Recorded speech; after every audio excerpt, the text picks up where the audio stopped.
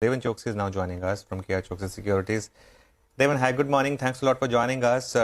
While the market's been resilient, Deven, one space which is clearly heading back towards its recent lows is IT. I mean, Wipro is already almost there within 3% of that. Infosys within 6%, TCS within 5% of 52-week lows.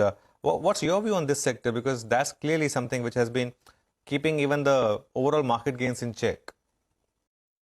Hi, Anush. Good morning. Well, I think our understanding on the subject is that on one side, the demand scenario remains, I think, extremely convincing and buoyant for most of the IT companies. I think they have not been short of receiving orders as far as I think the long-term contracts are concerned. In fact, I think likes of Infosys and TCS have been gathering some of the larger contracts, which has got the visibility of next 5 to 7 years as far as the execution is concerned. So I think they are already there. Some of the mid-tier and the smaller IT companies who are operating their niche environment, I think they are also getting the contracts in the tens of millions of dollars, I think, which is again giving a visibility of next few years. So from a perspective of looking at IT companies, I don't see too much of a problem as far as I think they getting near orders. And largely so because on one side, you are having the world passing through, I think, good amount of turbulence. On the other side, I think the businesses are basically requiring to adopt IT more as a service than as a capital expenditure. So from that perspective, I think our Indian companies are already well positioned, as I see it. The current challenge in the market is twofold, as I believe. One, of course, I think the cost because of the attrition in acquiring the talent, etc. The other part of the challenge that we are seeing in the market is that because of the financial markets challenge, I think most of the IT companies where some of the passive funds would have a higher amount of exposure, they are the ones I think who are offloading the portfolio, and as a result of it, I think the stock prices come down. So on one side, where the fundamentals remain, I think absolutely intact. On the other side, the market technicals are possibly, I think, making this particular stock trade in a range, and that's where I see the opportunity.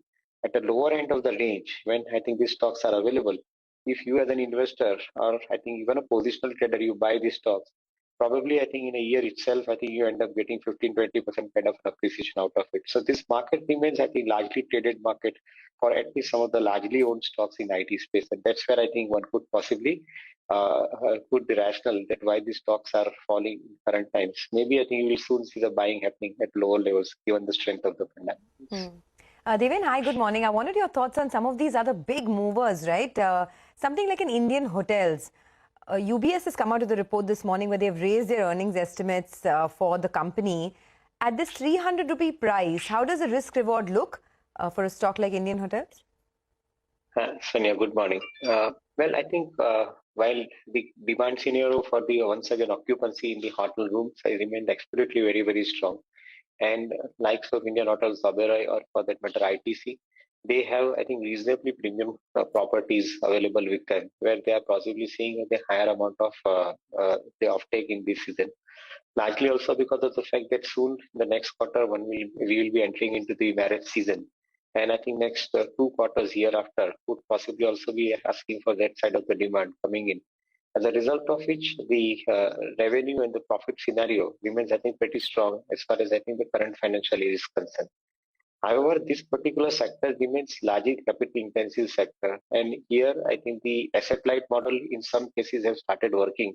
But largely, I think the amount of money which is being spent in maintaining the property, innovating the property, I think that demands good amount of cash, which probably I think like investors who probably always find that I think the companies are working on negative cash flows, and that could be one of the reasons for which I think these stocks move in a sequence.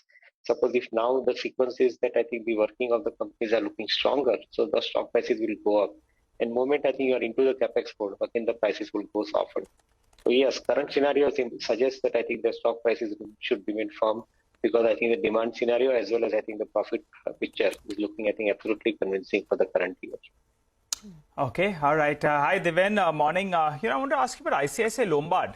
There was a Jefferies note that came in yesterday. They said that in the last 1 year, the stock has been a big underperformer. It's down, in the last 1 year. So, yeah, that's a stark underperformance, 19% underperformance. But they believe that risk reward is now favorable. Two issues are plaguing the stock. One is the stake sale. Second factor is, the leadership. That's a CEO change in the next couple of years. But they believe both are likely to clear out. Do you think risk reward is now favorable with the stock underperforming for the last 1 year or so? Yes, Nigel. Good morning. I would think so. I think most of the insurance companies have remained underperformer because in past, if you notice, I think how they behaved, probably I think they moved much faster compared to their fundamentals following them. And as a result of which, I think the stock prices had to get corrected. If not, I think a price correction, the time correction was required in this particular situation. ICICI Lombard in particular, if I see, I think probably one of the best company as far as I think their ability to design the new products concerned. And that is where probably I feel that I think they would have relatively larger reach to talk about. I think the two things which I obviously notice in most of the insurance companies, how soon and how fast I think they digitize their operations, which brings down the cost of producing the product and at the same time servicing those products and they go to the market as a first mover advantage. I think in all this category of checklist, I think if I look at ICICI Lombard would probably within the general insurance segment would remain, I think, among the best along with the Bajaj Alliance. So from this perspective, I would think that I think these are some of the companies which could possibly be looked at from buying. I think for 15-20% kind of appreciation in this kind of a stock, I think is distinctly possible going forward. I think when you look at these companies from the current year and the next year perspectives.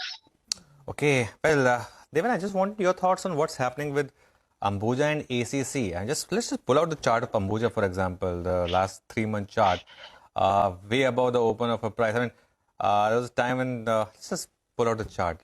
If you know, there it is, 3 months, 20%.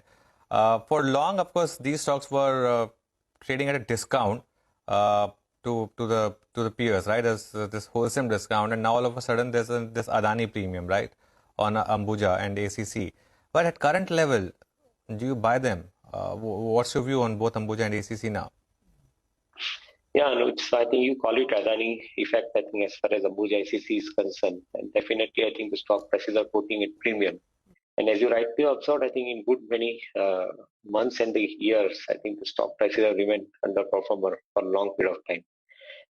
The important point, I think, which I would like to bring up for cement industry in general, and maybe I think for wholesale, now it is our Adani Group companies. I think there probably on one side demand scenario is remaining extremely strong. So the companies which having the pan India presence, for them, according to me, I think the second half would get reflected very well as far as their ability to sell is concerned.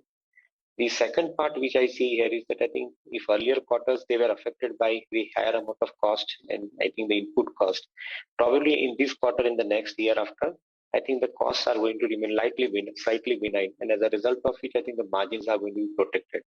A case in favor of Adani Group, I think as far as I think the cement business is concerned, which is largely logistic oriented, they have a fantastic connectivity through ports, I think, which they operate their cargoes. And as a result of which, I think the shipment of cement, which Ambuja has always been demonstrating well, I think would possibly be seen, I think, much more effective. And as a result, the logistic cost would be under control. Should you control logistic cost, and I think you have a stronger demand scenario, the equation works in your favor. Of course, I'm not at this point of time, I think, giving the discussion on the merits of the premium that the stocks are commanding. But I would generally believe that I think along with Ultratech, along with I think Shri Cement, this Adani Group stocks, I think they remain relatively more stronger from the investment perspective.